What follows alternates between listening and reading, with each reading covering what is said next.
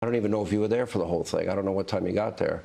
I was told and made aware that you had no idea about this comedian who made comments. I have no idea who he is. Somebody said there was a comedian that joked about Puerto Rico or something, and I have no idea who he was. Never saw him, never heard of him, and don't want to hear of him. But I have no idea. They put a comedian in, which everybody does. You throw comedians in. You don't vet them and go crazy. It's nobody's fault. But somebody said some bad things. Now, what they've done is taken somebody that has nothing to do with the party, has nothing to do with us, said something, and they try and make a big deal. But I don't know who it is. I don't even know who put him in. Donald Trump and his campaign are desperately scrambling to contain the fallout after speakers at a xenophobic rally in New York made racist, sexist, and offensive comments. It was a comedian who made a joke in poor taste. Obviously, that joke does not reflect the views of President Trump or our campaign. You sure about that? And I think it is sad that the media will pick up on one joke that was made by a comedian rather than the truths that were shared by the phenomenal list of speakers that we had. She is some sick Hillary Clinton, huh? What a sick son of a The whole party, a bunch of degenerates. She is the devil, whoever screamed that out. She is the Antichrist. It's going to be pretty hard to look at us and say, you know what? Kamala Harris, she got 85 million votes because she's just so impressive. As the first Samoan, Malaysian, low IQ, former California prosecutor ever to be elected president. Really showing the truth about President Trump and his heart of gold. And the crowd, they didn't mind, right? Again, it was a diverse group of people. The joke fell flat. I don't know if you guys know this, but there's literally a floating island of garbage in the middle of the ocean right now. Yeah. I think it's called Puerto Rico. Trump spokesperson Caroline Leavitt really tried her hardest to spin this, but she failed miserably. The Trump campaign has not denounced any of Tony Hinchcliffe's racist jokes. He wasn't just some comedian, he was a featured speaker listed on Donald Trump's website. And this narrative that no one minded is insane, especially when you look at how Puerto Ricans are responding. So I've been out knocking doors in Allentown for the past few months talking about the Harris campaign. Initially, like a lot of excitement about Vice President Harris. That's been steady. We've had thousands of volunteers here in Allentown out knocking on doors, talking about the Vice President's commitment to working for the people. Not a ton of response related to former President Trump. Now we have this rally in downtown Allentown, but it's coming on the heels of former President Trump saying some pretty vile and racist things about the island of Puerto Rico, which is very close to the heart of many of our residents. Allentown is a majority Latino city, and the majority of our Latino population has its roots in Puerto Rico. So people heard the campaign saying some terrible things about a place that is near and dear to our hearts, and I think that might push people who might have been sitting on the couch out to vote and vote for Vice President Harris. As a Latino, I was never going to vote for this racist asshole, but Trump is now activating people to vote against him. Pennsylvania, right? Almost 500,000 Puerto Ricanos live there, in addition to other Latinos, because this is offensive not just to Puerto Ricanos, but to all Latinos, and I think a lot of sensible Americans as well. I have heard so many anecdotal conversations and call-in shows. I've been listening to Puerto Rican radio. People are calling in and they are fired up. Right. They are mad as hell. I've heard a lot of Trump-supporting Puerto Ricanos who are saying, I am not going to vote for this guy, and I'm going to tell all of my friends and family to vote for Kamala. Okay, just to add to that, I was at a rally in Pennsylvania this morning with President Bill Clinton. Where in Pennsylvania? In Johnstown. Okay. In Northwest. But after the rally with Clinton, I had 4 people come up to me and tell me they weren't going to vote, but now they are. Yeah. Just 4 people. I was in Philly. I mean, again, anecdotal, but I was in West Philly all day yesterday, canvassing the streets. And it was, you know. You should have told me. I would have told you where to get a cheesesteak. We didn't have time to eat. We were pounding the pavement, Jake. We were working, converting voters. Right. No, but a lot of students, right? A lot of from Penn and Drexel. And just community members. And what they were saying was, man, this guy is wild. We know he's wild, but this guy is wild after the rally. But also, they were saying we weren't going to vote early. Now we are because of the event. So I think it is having an impact. There's less than a week till the election, and all Donald Trump had to do was play it safe, but he just had to hold his wannabe Nazi rally. I will launch the largest deportation program in American history. Going to get the criminals out. I will rescue every city and town that has been invaded and conquered. And when I say the enemy from within, the other side goes crazy, becomes a sound. Oh, how can he say? No, they've done very bad things to this country. They are indeed the enemy from within. But this is who we're fighting. They're the enemy of the people, the press. Anyway, maybe JD Vance has a better response than Trump's spokesperson. And my own view on this is, look, again, I haven't seen the joke. Maybe it's a stupid racist joke, as you said. Maybe it's not. Oof, never mind. That was worse. Just 2 days ago, we had this incredible rally. Over 100,000 people at Madison Square Garden in New York City. It was an incredible thing.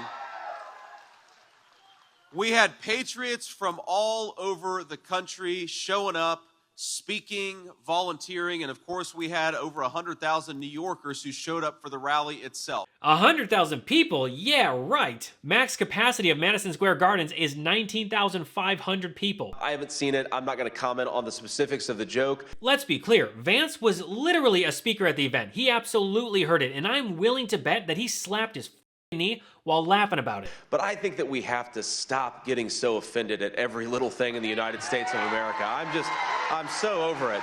Oh, Vance is over us Latinos being offended. Well, guess what? We don't give a shit what he thinks. But it really says a lot about someone's character when they defend a racist and then tell everyone else to just get over it. JD Vance has this amazing talent for taking a bad situation and making it 10 times worse. Like a teenager in the throes of puberty who thinks that every issue is someone else's fault and just can't be bothered to care. Whatever. Now, we've heard from Trump's team, but let's see what Trump has to say about it himself. I don't even know if you were there for the whole thing. I don't know what time you got there.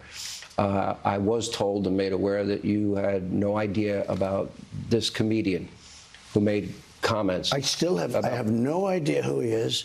Somebody said there was a comedian that joked about Puerto Rico or something, and I have no idea who he is. Never saw him, never heard of him, and don't want to hear of him. But I have no idea. They put a comedian in, which everybody does. You throw comedians in. You don't vet them and go crazy. It's nobody's fault. I'm sorry, you don't vet them? Tony Hinchcliffe was absolutely vetted before he gave his racist speech. The Trump campaign is not about to let some random comedian on stage without knowing what he'll say. I know this because his speech not only had to be fed into the teleprompter, but the Trump campaign reviewed his jokes, cut some things they deemed inappropriate, and then kept the attacks against Puerto Ricans, black people, and Latinos as a whole. And we can most likely thank Joe Rogan for getting Donald Trump to hire Tony Hinchcliffe. It would behoove him to hire a few great comics to just tour with him and just write one-liners about all these different fucking people. I mean, if he could remember them, I mean, I know he likes to go off his own head, but if he could remember a few Hinchcliffe bangers, if he hires Hinchcliffe to take him on the road, do you know how fucking insane that would be? Yeah, dude. Hinchcliffe writing bangers for Trump to shit on people. Trump was smart. He would hire Shane and Tony Hinchcliffe to write. Donald Trump could potentially lose this election all thanks to Joe Rogan and Tony Hinchcliffe's racist jokes. Awkward. But before we get into more of this story, I want to quickly thank today's sponsor.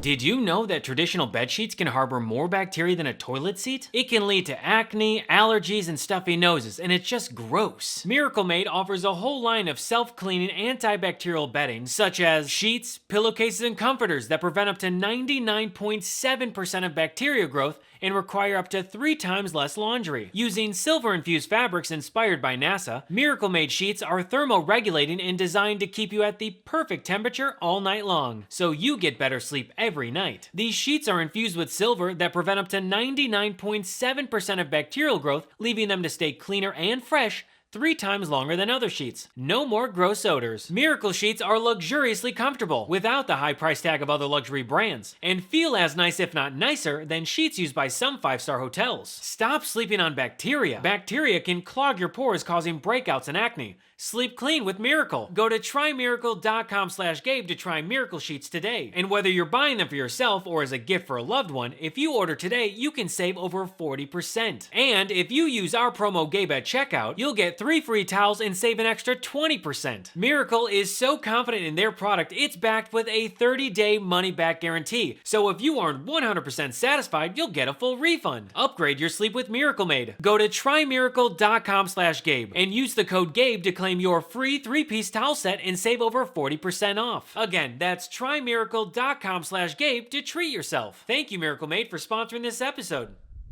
But somebody said some bad things. Now, what they've done is taken somebody that has nothing to do with the party, has nothing to do with us, said something, and they try and make a big deal. But I don't know who it is. I don't even know who put him in. And I can't imagine it's a big deal. Try to make a big deal? This wasn't some roast or a set at a comedy club. It was a political rally for a candidate and party that says the most vitriolic and racist comments I've ever heard. Also, Trump can try to claim that he doesn't know who put him in, except, once again, his own website announced that Hinchcliffe, aka Kill Tony, was a featured speaker. I've done more for Puerto Rico than any president I think that's ever been president.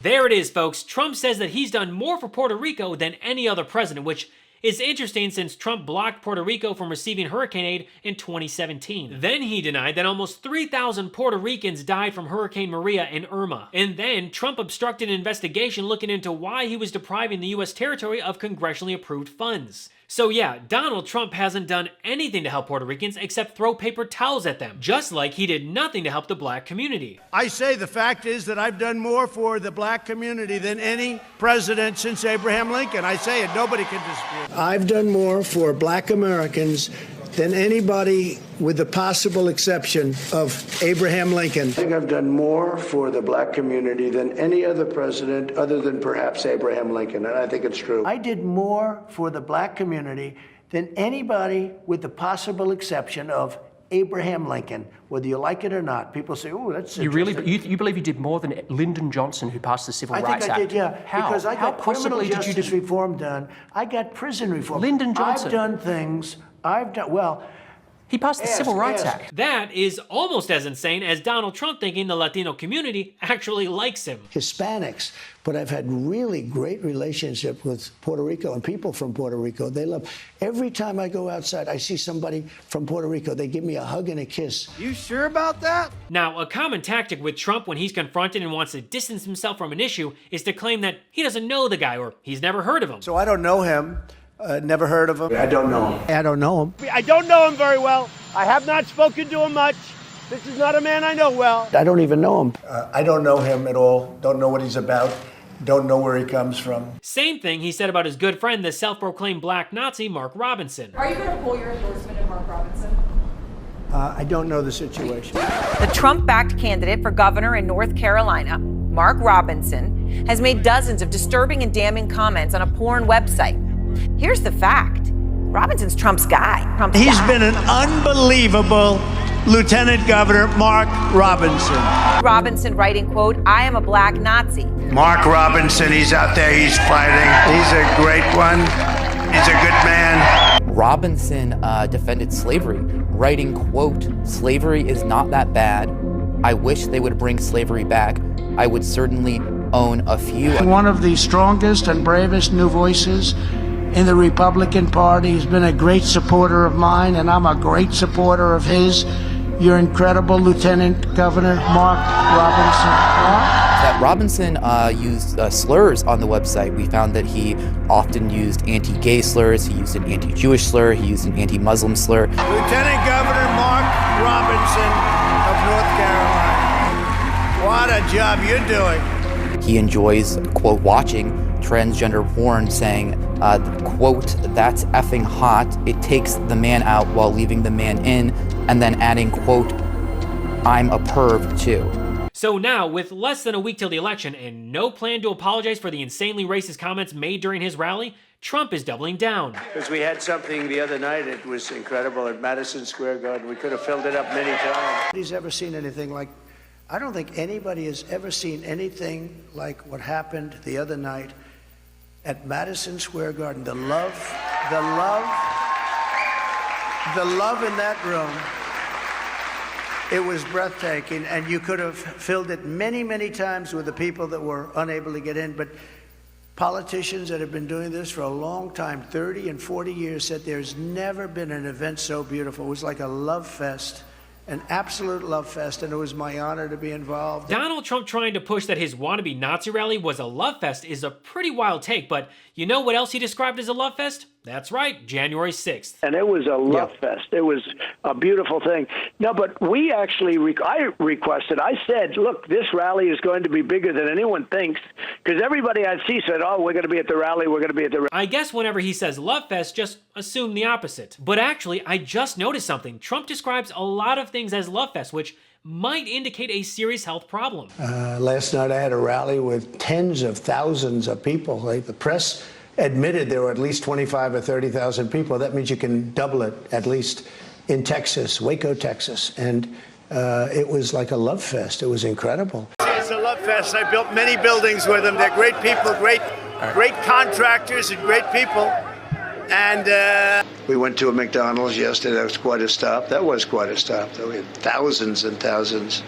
They had 25,000 people around circling the building. I wouldn't say that Secret Service was thrilled, but that's the way it is. It was a love fest, though. It was incredible. I believe that Trump relying on short and simple repeatable phrases is actually a sign of his declining cognitive state. Never heard of him, don't know the guy, it was a love fest. Donald Trump is not mentally fit to be president, even on a basic human level. He constantly denigrates migrants, he says that if you don't vote for him, you have to have your head examined, and then he calls our country garbage. He's not a leader, he's a wannabe dictator who's only in it for the clout and power.